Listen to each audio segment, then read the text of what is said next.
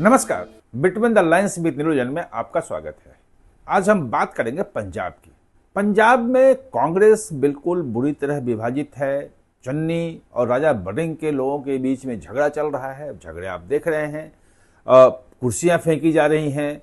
वो भूपेश बघेल के सामने जो वहां के प्रभारी हैं उनके सामने हो रही है। और अब 4-5 महीने बाद चुनाव भी है, फरवरी में चुनाव है। वहां पे 17 मार्च को विधानसभा कार्यकाल खत्म होगा, उसके पहले चुनाव तो करवाना ही पड़ेगा। अब इस जो अलग अलग बटे हुए हैं, एक दूसरे के सामने जो नहीं आ रहे हैं, ये कैसे इससे निकला जाए? क्योंकि कांग्रेस को यह लग रहा है कि भाई आम आदमी पार्टी के खिलाफ जो एंटी इनकम्बेंसी है उससे हमारी सरकार आ सकती है। बहुत उत्साहित है और शायद इसलिए झगड़ा भी ज्यादा है। एक तरफ अब जो भाजपा और शिरोमणि अकाली दल की जो गठबंधन की बात हो रही है, वो अगर गठबंधन हुआ तो फिर इनकी स्थिति और खराब हो सकती है। ये तमाम स्थितियों से निपटने के लिए एक इनोवेटिव नया आइडिया जो है वो निकाला है कांग्रेस ने। वो प्रियंका गांधी और राहुल गांधी से जो है भूपेश बघेल मिले थे, उनको पूरा आइडिया बताया, सब कुछ हुआ और ये तय हुआ कि ठीक है, ये आइडिया तो बढ़िया है। और उस आइडिया पे काम शुरू हुआ है। उस आइडिया के तहत जो आइडिया है उसके हिसाब से अगले महीने यानी कि सितंबर से ही आप देख सकते हैं कि 15 सितंबर के बाद भी डेट फाइनल नहीं हुआ कब होगा, लेकिन अगले महीने से आप राहुल गांधी को पंजाब में बस पे घूमते हुए देखेंगे। फैसला हो गया है, बस तैयार होगा, बस पे बैठेंगे और बस में पूरे पंजाब का चक्कर लगाएंगे। उनका रूट तय किया जा रहा है कि पहले कहां से कहां तक जाएं, कहां से क्या हो। पूरे पंजाब को बस पे ले जाने का राहुल गांधी के घूमने का फैसला हुआ। आप सोच रहे होंगे बस क्यों?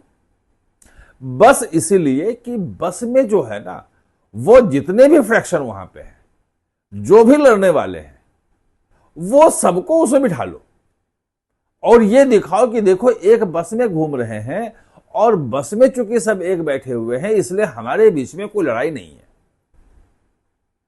लेकिन क्या इससे लड़ाई खत्म हो जाएगी?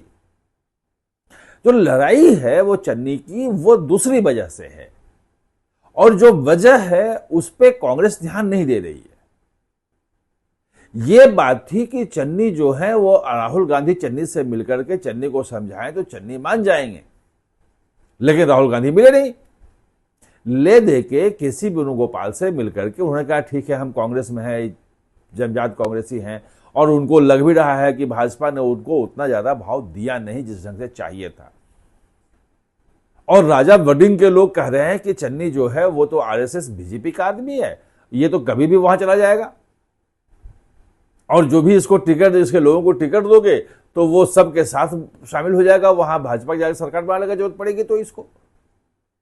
और चन्नी को लग रहा है कि उसे पूरी टिकट कट जाएगी। एक और समस्या वहां पे है, वो ये है कि जितने भी सर्वे आ रहे हैं लोकप्रियता में कि मुख्यमंत्री का लोकप्रिय जो है चेहरा कौन है, तो नंबर 1 पे 40% से ऊपर तो भगवंत मान आज भी हैं, सबसे लोकप्रिय चेहरा वही है। मुख्यमंत्री भी हैं और जो मुख्यमंत्री होता है अगर एंटी इनकम्बेंसी बहुत ज्यादा उसके खिलाफ ना हो तो रहता है, वो चेहरा रहते हैं और मुख्यमंत्री के रूप में सबसे अधिक उसी को देखना चाहते हैं। लेकिन दूसरे नंबर पे जो है वो चन्नी है। चन्नी की लोकप्रियता जो है वो अक्रॉस द पार्टी, अगर आप भगवंत मान के बाद देखेंगे तो मुख्यमंत्री के रूप में उनकी आ रही है। अब उनके लोग ये कह रहे हैं कि भाई जब लोग चन्नी को मुख्यमंत्री बनाने के लिए वोट करेंगे कांग्रेस को, तो चन्नी को मुख्यमंत्री क्यों घोषित नहीं करोगे? चन्नी को केसी वेणुगोपाल ने समझाया और भूपेश बघेल तो पहले से कह रहे हैं, लेकिन उनका तो चन्नी मानते हैं कि इनके कहने से कुछ होगा नहीं। केसी वेणुगोपाल ने समझाया कि हम आपके मुख्यमंत्री बनने के लिए रास्ता बंद नहीं कर रहे हैं। जब एक बार चुनाव जीतना जरूरी है तभी कोई मुख्यमंत्री बनेगा। अगर चुनाव ही हार गए तो फिर मुख्यमंत्री कौन सा? न राजा वड़िंग और न चन्नी। लेकिन ये एक ट्रैप चन्नी के लोगों को समझ में आ रहा है कि एक ट्रैप है और इसीलिए आप देखेंगे कि कहीं भी उनके बीच में, दोनों राजा बड़िंग के लोग में और चन्नी के लोग बीच में, कहीं भी एक रूपता नहीं आ रही है। ये सेम सिचुएशन हो गया है जो 2022 में था कि वो अपना अपना अलग अलग सब लेके घूम रहे हैं। जो फ्रैक्शनिज्म है, जो अंदरूनी लड़ाई है कांग्रेस की, वो वहां संभलने का नाम नहीं ले रही है। जो अंदरूनी लड़ाई को केरल में संभाल लिया था, केरल में शशि थरूर शांत हो गए थे, केरल में केसी वेणुगोपाल हो गया, बाकी लोग हो गए, सब मान गए थे कि चलो चुनाव जीत जाएंगे, उसके बाद देखेंगे कि क्या बनना है, और सब एक लाइन पे कम से कम आ गए थे। वो एक लाइन बनती हुई पंजाब में नहीं दिख रही है। दूसरी बात कि वहां चुनौती जो थी, चुनौती किसी की नहीं थी, सीपीएम की जो लेड वाली जो एलडीएफ है, लेफ्ट डेमोक्रेटिक फ्रंट, उसकी 10 साल से सरकार थी। भाजपा का, एनडीए का वहां कुछ था ही नहीं। इस बार खाता खुला है, पहले तो कोई जीता ही थे, अभी तक सिर्फ 2017 में एक एमएल केरल में जीते थे, मतलब आजादी के बाद केवल एक एमएलए, और वो पिछला चुनाव में वो भी नहीं जीता था। इस बार जाके 3 एमएलए जीते हैं। तो वहां जो था कांग्रेस के लिए आसान था। पंजाब में जो है वो श्रोमणी अकाली दल और भाजपा जो है गठबंधन हो जाए तो मजबूत स्थिति में है, 35-36% आता है। और आम आदमी पार्टी के जीतने के पीछे कारण ये रही कि 2022 में भाजपा और ये अलग अलग लड़े, श्रोमणी अकाली दल, और दोनों के डिप हो गया 6-7%, ऐसा कुछ रह गया नंबर जो आए, वोट आए। और एंटी इनकम्बेंसी जो इनकी थी कांग्रेस के खिलाफ, जो अमरिंदर सिंह को हटाया, उसके बाद चन्नी को मुख्यमंत्री बनाया 3 महीने के लिए, वो सब जो पूरा का पूरा वो क्योस हुआ, उसमें सबने आम आदमी पार्टी को वोट दे दिया और 117 में 92 सीटें आ गई।